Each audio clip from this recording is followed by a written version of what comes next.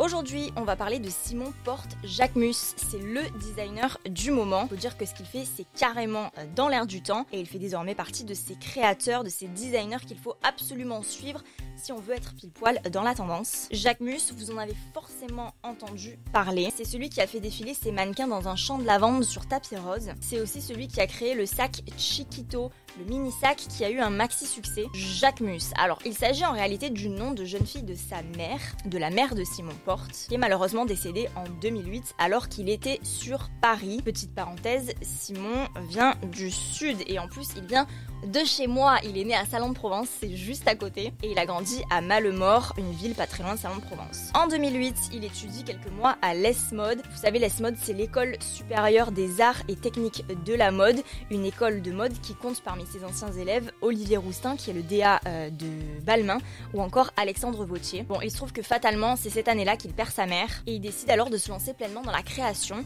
et à 20 ans, il crée Jacquemus, sa marque, dont le style se caractérise par un certain minimalisme dans les formes, dans les matières, les couleurs. C'est très doux, mais en même temps très pointu, j'ai envie de dire, très avant-gardiste, tout en restant très simple. Alors c'est cette sorte d'équilibre paradoxal qui, selon moi, constitue vraiment l'essence de son esthétique, qui est aussi, il faut le rappeler, en fonction de ses collections, très imprégnée de notre Provence natale. Chez Jacquemus, on a en effet beaucoup de références à notre culture provençale. Dans ses collections, par exemple, on a beaucoup de paniers. Bon, les paniers, c'est vraiment typique. Chez nous, on va faire le marché, on peut même acheter des paniers en osier ou en paille sur le marché pour ensuite pouvoir acheter ses fruits, ses légumes. Quand on va cueillir des olives, on prend notre panier en osier et c'est le même panier qu'on utilise pour rouler sa serviette et aller à la plage. Pareil au niveau des couleurs, dans ses dernières collections, notamment sa collection Le Coup de Soleil, on a des tons pastels. On a certains tons fluo, c'est vrai, mais par petites touches. Mais sinon, la majeure partie des couleurs utilisées, c'est des tons pastels, comme s'ils avaient été passés au soleil, usés, tannés par le soleil. Certains des motifs aussi rappellent un peu les imprimés qu'on retrouve sur les tissus provençaux. On a aussi des pièces qui portent des noms emblématiques.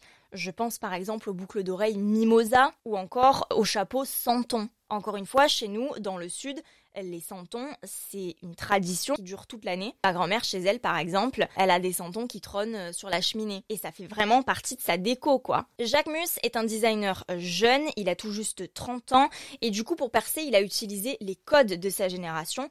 Par exemple, pour que ses créations acquièrent en visibilité, il les faisait porter par ses copines dans les magasins durant la Fashion Week. En 2011, par exemple, il avait sorti une collection qui s'appelait Ouvrière. Et ses mannequins, toujours ses amis visiblement, avaient donc manifesté en marge d'autres défilés prestigieux comme Dior, toujours pendant la Fashion Week. Et c'est vraiment comme ça, en cassant les codes, en organisant des happenings, qu'il s'est fait repérer en faisant le buzz. Gros point positif chez Jacquemus, c'est que ses collections se vendent à des prix relativement accessibles. Le prix d'un sac reste sous la barre des 1000 €, barre largement outrepassé chez des marques comme Louis Vuitton ou Chanel par exemple. Personnellement, j'aime beaucoup Jacquemus, j'aime ce qu'il fait, mais j'avoue que, mis à part certaines pièces, c'est pas vraiment mon style. Donc de là à acheter une pièce Jacquemus, faut voir, faut que je me laisse surprendre par ses futures collections. D'ailleurs, si vous êtes passé à côté, sachez que sa nouvelle collection intitulée L'amour, donc la saison Spring-Summer 2021, est sortie hier soir.